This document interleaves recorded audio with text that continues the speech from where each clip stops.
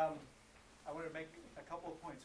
First off, if you're not in the habit of reading scientific studies, congratulations, because you have other things to do. But the scientific studies are really difficult, and what both these folks are talking about is about kinds of studies and what they mean and all that kind of stuff. I really want to make the difference, or make clear for you that there is a causal link, there is a correlational link, and there's an inferential link. And they're all very different about what comes out of different studies. Causal links are the hardest to establish, and we can't do that with this because it would require exposing individuals, particularly children, to probable dangerous levels of something. So we don't do causal studies. So those are really hard to come by. And you only come by those after a long time. So only now is it possibly, and I will say possibly, becoming possible to do that. Because there's enough longitudinal data. It's just something to think about. The electromagnetic spectrum, as Scott mentioned, as Ray mentioned, we're exposed to all the time. The sun gives it to us. Everything gives it to us. The RF band is the RF band includes AM and FM radio, shortwave, and all those sorts of things, but it also includes a very narrow piece of the band that's called the microwave band. That's what we send messages with, long distance, straight line messages, good penetrating power, but it also cooks our food. So it's a very narrow piece of that, but that's the band that we're talking about here. Okay? It's just that microwave band because that's where cell phones operate, that's where laptops operate, that's where microwave ovens operate. Okay? So that's what we're talking about, is that one little narrow piece. And you're presented here with kind of ends of a spectrum. And there's distance between, not only physically, but conceptually. There's the keep the Wi-Fi on all the time, and then there's never ever, not in my lifetime. And then there's everything in between. So that's the spectrum. There's a whole lot of spectrum here that we're talking about. So I just want to make sure that everybody's on board with that. You didn't come to hear me. So now it's your turn. So, again, keeping the idea of civil discourse, you can feel free to ask questions, you can make comments. If you have something to say, anything to add, that would be great to help to inform everyone. Back to you. Liza. Hi, I'm Liza Earl-Sanders, and I am on the fence about Wi-Fi radiation at home. We shut it off when we're not using it, just because we don't know, and why not have our bets and go play safe. So my question is, in a given week we might be using it with the kids, 5th and 6th grade, kids I teach 5th and 6th grade here. 2 or 3 days a week for an hour or so. Is it possible to shut it off when we're not using it? I guess I'm putting this towards Jeff, because you know our system's a lot better than we do. Simple answer, yes, it is possible to turn it off. And would that affect just my classroom, or would that affect everybody in the school? No one could get on Wi-Fi, or what might that look like? It could affect more in your classroom, yes, because since it covers a broad area, it covers more than just your whole wall. Yes. But there's different outputs, so spots, right, in our school? How many different spots are there? I believe 6. Okay, so different teachers could shut theirs off when their region isn't using it. Yes. Jeff, do we have one main router that essentially serves the entire school? Router, do you mean a wireless device? Right. One, no, we do not have one with There's 6 several. wireless devices. There's one point of connection to the internet, Mhm. that all the 6 of those devices go through. If we turn that off, we'd affect the hardwired computers as well. Yes.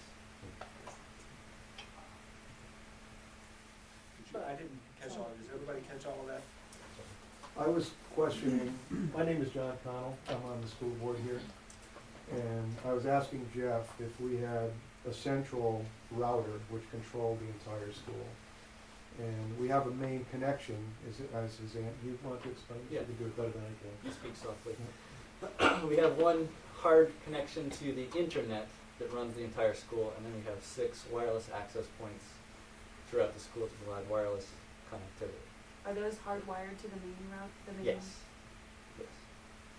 Now, I had asked you at one time what the potential was to perhaps set our school up so that it could use our wireless service at certain times of the day and then shut it off. And I believe you replied that it was kind of complicated. It can be done, though. It's sort of like what Liza was asking. It can But be we shut could off. use our Wi-Fi judiciously as an alternative to shutting it off completely. It is possible to do that. Yes. My name is Jeremiah Eckhouse, and I am a family physician and a Cal's parent, and moved here about 5 years ago from Colorado, my wife and I. And one of the reasons that we moved was there was a gas well going in very close to our house, and you've probably heard in the news the new technologies that have been developed for the gas industry, and the fracking that they're doing, and how that's potentially contaminating wells, and they won't divulge the information about the chemicals that they're using and that sort of thing. Well, I got very much involved in this as a doctor, seeing patients that were coming into my office with these strange symptoms, and they were being exposed to potentially to these chemicals. There were hundreds of gas wells going in, not a gas, hundreds. Hundreds of gas wells. So I became very familiar with the precautionary principle at that point, and realized that when you don't know the health effects, it just makes sense to take a precautionary stance. So we decided to move because there was no fighting this industry. I mean, it was just impossible. A huge multi-billion-dollar industry, similar to the wireless technology industries. I really appreciate the presentations, because I think that there were some really good points made there. And if you had asked me a month ago whether I thought that Wi-Fi was okay to have in the school, I would have said sure. I think it is. I haven't heard anything about it. I haven't heard that it's bad for us. Thank goodness for this community, because I was just clueless, and so I did go and do some research on my own, and I'm used to reading research papers, so I do know how to figure out whether it's good research or bad research. I will tell you that there's a lot of research out there. There's not a lot of really great research out there, and there's a lot of confusion around the issue. But my conclusion was, based on the research that I was able to look at, was that we turned off the Wi-Fi in our house after kind of learning about this. I'm now removing Wi-Fi from my office. I don't want my staff to be exposed to it. I don't want my patients to be exposed to it. I really do think that even though it hasn't necessarily been proven to be harmful, that because I don't know, I don't really want to go down that path. And I don't want my child to drink the water first. I'd rather drink the water than give the water to my child. So there's the emotion. Sorry, trying to keep that out of it, but that's just my opinion. Thank you. Thank you.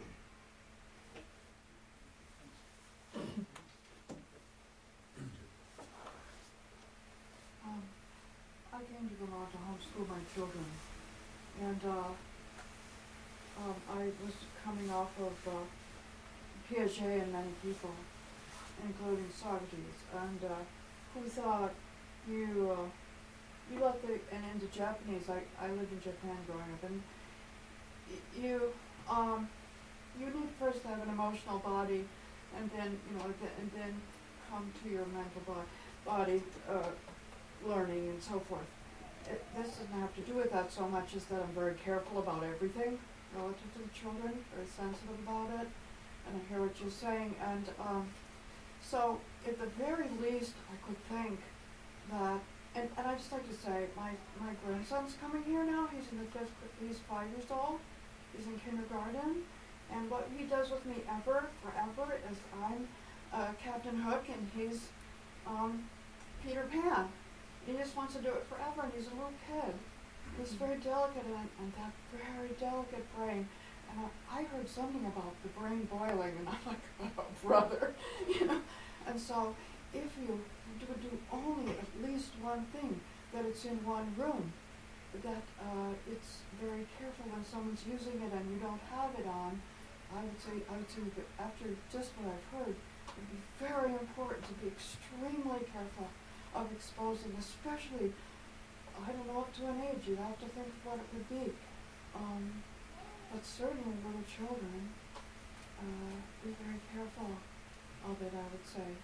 And why couldn't you have it in one place, or have it one time of day, or, figure out how to minimize the having that. And also have it plugged in so that it's not. Tom Frost is my children's friend, and I said, he was in the Maple Corner store, I said, well, what do you think? And he said, well, do you turn off that little button on that thing that helps you put together, I found him DSL and 3 instead of 7, whatever all those words are, and I do turn it off now, and I'm glad that I know to do that. But I especially would want it turned off for the evolving brain of a little child. I'm very moved by this discussion. Yeah, hi, John Braven. I'm your select board member, but I'm here as one of you folks tonight. I'm a hydrogeologist by schooling, and I worked in environmental regulation for 20-some odd years. And I'm very familiar with this kind of dialogue and the battle of the experts, as it were. But as I distill this thing down, to me, what really gets in people's viscera is the lack of choice. And there are an equal number of arguments saying that spraying our food with pesticides is good for you, and that there's no global warming, or there is global warming. Chlorination of your water, it used to be chlorination was good for you, and now they're saying fluoridation is still good for you. If I can just kind of give a little anecdote, about 15 years ago, and I'm forgetting which community, it may have been Richmond, it may have been Heinsberg, but there was this development that became large enough that a drilled well, a groundwater, derived public water supply, reached a threshold number of users, which triggered federal jurisdiction and EPA regulation of that. And the broad brush by EPA was, once you have that number of users tied into that public water supply, it must be chlorinated. Must be chlorinated. This is despite the fact that we even knew at the time that chlorine was, and its halogenated byproducts, was a very real carcinogen. It's a very active element and is known to be a huge disruptor in terms of your body's chemistry. But EPA was forceful, and they were saying that, and at these hearings that I attended, that you're far safer by having a chlorine with a small risk of cancer in your water than you are not having it. And what they did was they used studies that combined superficial water supplies, which are exposed to everything we do on the surface of the planet. They mixed that data, those data sets, with subsurface water supplies, which before hydrofracking was very clean generally across our country.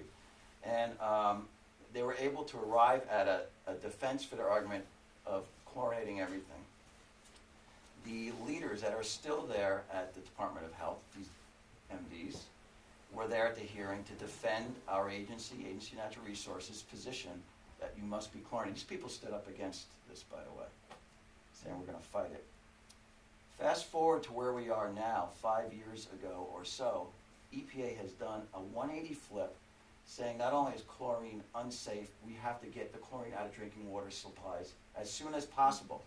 So these communities that were forced to do the state provided some funding along with federal funding to convert everyone to chlorine, is now having to convert people away from chlorine, again using public monies. And the science is no different. It's just that the politics and the public dialogue has shifted. And the very same MD that was at the hearing saying that the public is emotional and crazy is arguing emotionally, by the way, that we need to get the chlorine out of the water. So I just see a lot of the same kind of behaviors. It's very normal. We're going to see this with fluoride at some point. I'm glad to live in a town where I don't have to drink that water. But I guess I don't understand what is even a conversation. I mean, Wi-Fi is groovy if you want a convenience, so I can take my laptop to my kitchen, grab an apple, walk into my living room, go on my toilet in the morning, and do to my genitals what I'm guessing does according to Ray. But you know, that's my choice. And when it comes to this school, whether you believe in organic food or not, you can have your kid bring lunch if we're not so organic. And here you can't have your kid come in with a lead helmet or body armor, or maybe there is, I don't know about that. And I just think the lack of choice, using our tax dollars to impose a technology or any policy on our children that a large segment, or even a significant segment, I'll say, of our population is concerned about, placing a risk upon their children about, I think that's really bad public policy. And if it's all about convenience, we inconvenience ourselves every day dealing with our children. We're pretty comfortable with that as parents. And a $15,000 inconvenience to me is not real. We just saved at the select board, Peter probably remembered the number better than me. We just saved like $25,000 off your tax bill coming up by going to a new health care plan for our town employees. So this is much less than the money we're saving. So you will still see a decrease in your taxes, combined taxes, if you were to wire this entire place. And I don't even understand why we would argue that. I mean, you might be right, but just stick wires in. I don't get it. I'm lost on it, and maybe someone can help me out. I came in late, I apologize. But I don't know why we're even having this conversation. To me, if people want to eat organic, and it's good to eat GMOs, but they want organic, give them organic. You know, if people want a choice, give them a choice. And the only way you can get the choice is by turning it off, as far as I see, unless we can have some kids educated in some rooms and some kids in others, and there's a lead liner or partition that screens out. I think it's about, I guess I'm gonna get off my pedestal here, but I think it's about choice, and I think we don't need to debate the technology. The fact that there's enough concern in our community that people, I'm told, people are calling me as a select board member, wrong number, by the way, on this issue, but I'm hearing them anyway.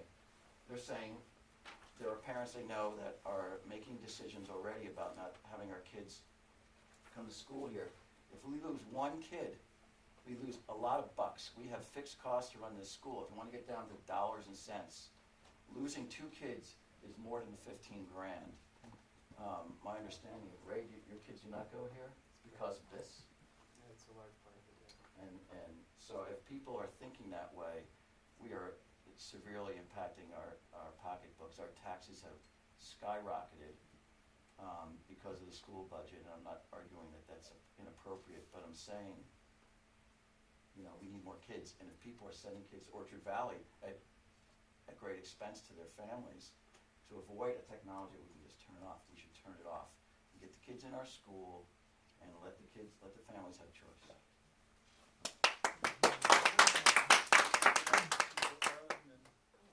I'm Arlen Buckley. I'm a parent of a fellow student, and I used to work for the Vermont Department of Education as the educational technology specialist. As soon as I saw this coming up, I emailed the State Educational Technology Directors Association, which is a group that has representatives from every state. And I, asked to try to find some information. And I was put in touch with one of their board members, who is Jeff Mao, who's the head of the Maine Laptop 1-to-1 program. And it is, Maine has now 10 years of the laptop 1-to-1 program for 7th and 8th graders. And he said, it's a non-issue in Maine. It has hardly ever come up, and when it does come up, people understand that there are educational benefits to their kids having computers, and frankly, it is, I guess I'm not convinced that if you wire the school that the parents who are sending their kids to Orchard Valley are going to want to send their kids to this school. There are a lot of other differences, okay? There are things that we have to do in our schools. We have common standards we have to meet, and we need to be having higher expectations. I would sure hope that, the kids are having lots of opportunities where they're not using computers, but that they do have opportunities to be using collaborative technology and, really using the resources that are out there and being able to connect with specialists all over the world for more than an hour a day. And I worry that when you put up boundaries, you're making it a lot harder for teachers to integrate the technology. And I see it, I work in a school, and I see that you can make it harder. It doesn't have to be the thing that makes it harder, but I also have to ask, I'm not really that young, and I have never had a job outside of a kitchen where there hasn't been wireless technology. American Museum of Natural History, Vermont Department of Education, National Science Foundation, and all kinds of places. You're going to go anywhere. If you're going to walk through downtown Montpelier, you're going through wireless technology. Are you really making your kids any measurable amount safer by following the precautionary principles? I can answer that if you like. So, Scientifically. I fly on airplanes. I let my kid fly on an airplane. He has to, there are trade-offs in terms of radiation exposure when you do that. I don't think that you need to put your feet inside the x-ray box so you can see what your shoes might look like, your feet look like inside your shoes, as they did when my mother was a kid. Okay, we can get smarter and we can ask questions. But I looked at a lot of this research and I didn't see much that was peer-reviewed. Most of the things that I could see were not in peer-reviewed journals, and I just think we really need to think critically about it. And I hear what John is saying about people having choice and feeling like they have choice. But the fact of the matter is, you need to do what you think is best for your kids, but there's a certain amount that we need to do that's best for all kids. And sometimes that does mean compromising on some choices, on some personal choices. That's a question. I just want a clarification on that.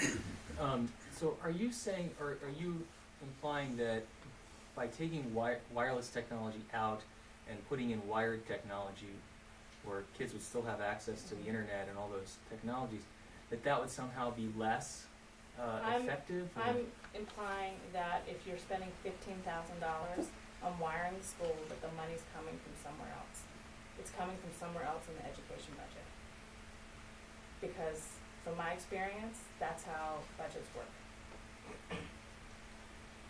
If you're in a school that you have to fix a leak in the roof, then you're probably not going to buy. It doesn't, the money's got to go somewhere. It's got to come from somewhere.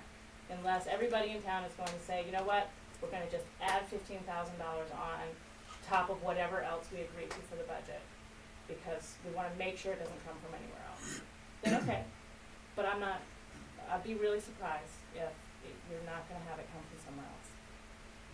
But a wire does add, a wire does add a limitation to where you can bring that technology to someone. You have to be within a wire's reach. And then that wire becomes a limitation in itself. It has to be hidden. It can't be above ground. You can't have a trip hazard. You can't. So it limits how you can organize a classroom.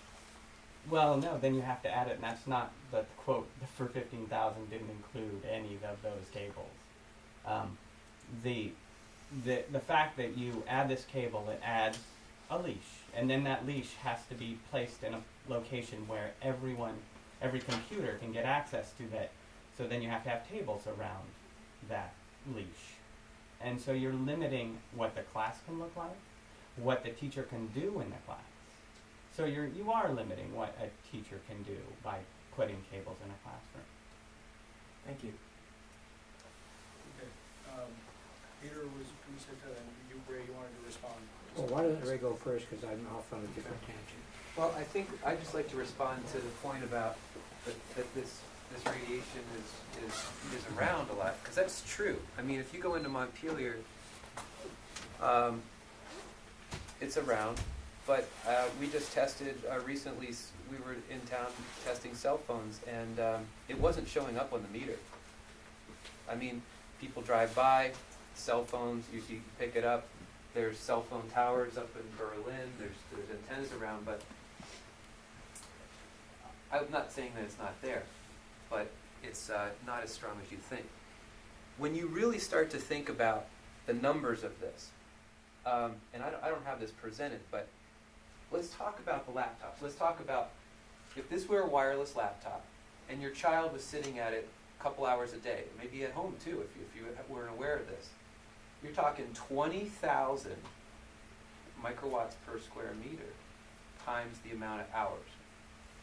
Now that, let's say in a couple years, this curriculum program that's, there's different programs that are coming to be where kids are spending more and more time on the laptops. We're hearing about it every day. It could get to the point easily where kids would spend 4 hours a day on a wireless laptop, right? I mean, that's totally possible. 4 hours times 20,000 times 5 days a week times how many years adds up to a certain number. It comes to about 15, I don't know what, it's a big number. I forgot the number, but it's a really big number. Now that's something entirely different from let's say, if there's 15 in the atmosphere or something like that.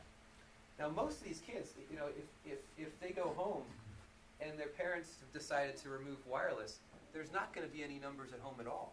There's not going to be any. So it doesn't matter what's going on in Montpelier for the next 10 years of their lives. It's mainly they're going to be spending time in the school, they're going to be spending time at home. So this would make a really measurable difference. In fact, a gigantic difference in the numbers if you add if you multiply exposure times duration. That's the overall number. So I don't have it prepared for you guys, but I can get it to you on the Front Porch Forum, no problem at all. But let's just say it would be at least a 95% reduction in exposure, and that's a big number.